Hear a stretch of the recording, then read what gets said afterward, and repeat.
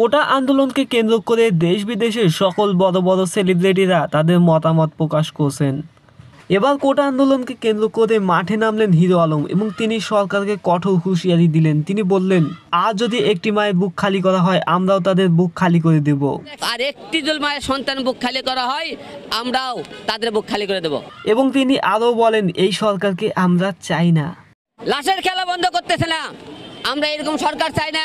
এই ম্যাডামের প্রত্যেকটি কথা কলিজায় লাগলো ভাই। দেখুন কি বলে তিনি। কি করে সম্ভব 200-রও অধিক লাশের উপরে দাঁড়িয়ে শান্ত হয়ে যাওয়া? তিনি আরো বলেন, স্বৈরাচাররা নাকি শিক্ষার্থীদের ভয় পায়। আপনার কি মনে হয় তা কমেন্টে লিখে জানাবেন। স্বৈরাচারীরা কিন্তু আবার খুব ভয় পায় শিক্ষার্থীদেরকে। শিক্ষার্থীদের পাশে এসে এবার কথা বললেন আরোহী মিম। তার প্রত্যেকটি কথা ছিল বাঙালিদের হৃদয়ের কথা। পুলিশ হচ্ছে সরকারের চামচা।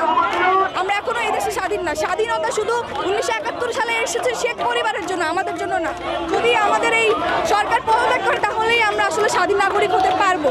দর্শক, আপনার মূল্যবান মতামতটি অবশ্যই কমেন্টে লিখে জানান আর আমাদের চ্যানেলটিকে সাবস্ক্রাইব করে পাশে থাকুন। ধন্যবাদ।